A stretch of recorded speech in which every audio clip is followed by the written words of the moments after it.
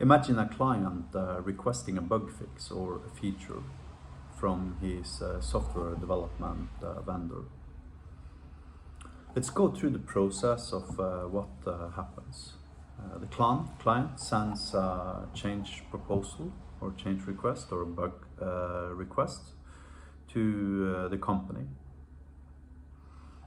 The program manager writes down the bug, verifies it's an actual bug or a legitimate feature request that the company wants to deliver to that particular client. And this request ends up as an item in the backlog for the software development department. It stays in the backlog for probably 2 weeks before the next grooming session. In the next grooming session, the entire software development department will spend maybe 5 to 20 minutes discussing that particular item. This implies very often 10, 15, 20 people doing nothing but discussing that item for 5 to 20 minutes. And we're now 2 weeks away from the point in time when the client actually requested the item. Then they associate the item with a sprint. If it is possible to prioritize that item such that it ends up in the upcoming sprint, then the item ends up on the workboard for that particular sprint. Then at some point during the sprint, one of the software developers picks up the item and starts working on it. Since the software developer wants to follow best practices, he does TDD, test-driven development, so he creates a failing unit test initially. This is 10 to 15, 20 minutes depending upon the complexity of the item. Then the software developer typically needs to create some handful of interfaces, service interface if the item is touching the database, maybe configure the ORM library, maybe even create change scripts for the database, then maybe even create repository wrapper classes in OOP, wrapping the ability to extract the data the item requires to be fully operational. If the developer needs to do something that touches the database, he needs to create mock objects for his unit tests and configure up these mock objects. The developer typically needs a controller class if it's an HTTP endpoint somehow. Then he needs to have a view model, a database model, and then this is even before the software developer is done. Then the software developer creates a branch, associates that branch with the ticket number and pushes that branch. The pipeline starts working, executing, and first of all it compiles all the code, it deploys it into the development environment. It runs through unit tests. Maybe if there's not enough coverage on that particular feature, let's say the software developer only has 60% coverage of the code he actually pushed. Okay, so then an item is returned to the software developer telling him to increase his coverage up to 80%. Then all the pipelines are done executing, the static code analysis process is done. If there are too much cognitive complexity in the function, yet again, this will trigger feedback to the developer, telling him to refactor his code and reduce its cognitive complexity, etc., etc., etc. Finally, the code is good according to static code analysis tools. So the developer creates a pull request and asks 2 software developers to accept the pull request. These 2 software developers typically have 1 or 2 comments related to the item.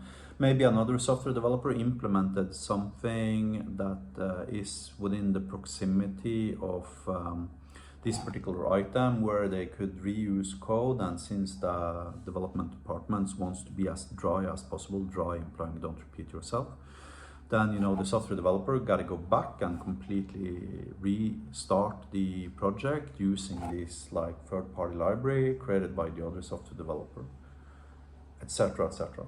Somewhere around 7 weeks down the road, after having been deployed to staging, after QA team has verified the functionality of the bug, the integration test team has verified that the item was correctly integrated and implemented, etc., etc.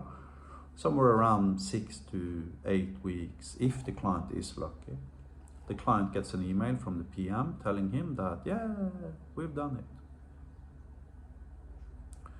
What I do, I get a PM from one of my clients. I alt-tab into my freaking IDE. I spend 5 minutes editing the code and I freaking save it straight to production. Then I PM the client 5 minutes later telling him I'm done. I did the math on this in an article I'm going to link to in the description of this YouTube video. That makes me 10,000 times faster than the average software development team. And it reduces the cost, the resource requirements for a feature by a factor of 625 times. Implying I am 0.15%. My process of delivering something to my clients is 0.15% of the resource costs that a traditional software development department has, and I am 10,000 times faster.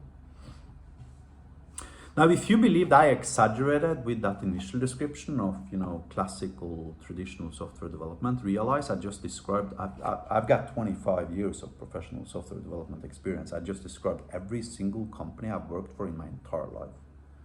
I haven't worked for a single company that does not follow that process. It's the industry standard. And the end result for my client is the exact same.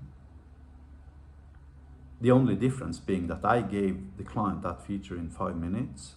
The traditional software development department spent 8 weeks, 10,000 times as much time as me, and it cost that particular company 625 times as much in resources to deliver that item as the cost associated with having me deliver that same item. Now, this is a huge advantage. You see, I make a big deal out of that, the fact of that I'm a solo entrepreneur. I make a big deal out of it. So when you're talking with me in sales meeting, you're literally looking at the entirety of the company, and I make a really big deal out of that because that is my advantage. My ability to move literally 10,000 times as fast as, a mature company.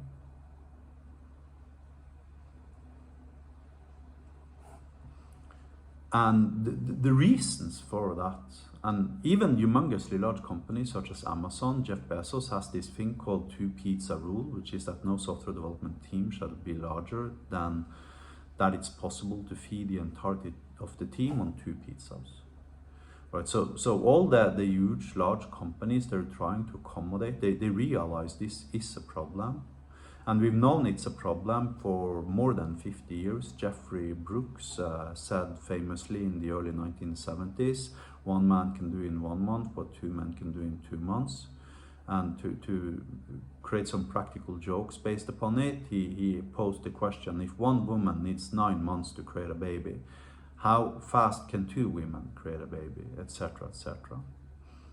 So in traditional work, right, if I ask 1 guy to paint my house, and then I ask 5 guys to paint the house, then 5 guys are going to be significantly faster painting my house, because all of a sudden there are 5 hands moving up and down outside of my house, and they're not stumbling on top of each other, and there's no like communication overhead. I mean, they basically say, you take that wall, you take that wall, etc., and boom, they're done, right? So if you have 5 people in comparison to 1 people on like traditional workloads, then you significantly increase the velocity of the capacity to finish the job. If you do the same with software, you significantly reduce the velocity of the ability to deliver software. And this is my primary advantage as a solo entrepreneur. That I can basically deliver 10,000 times faster than a traditional company. And I personally happen to believe that the state of the software development industry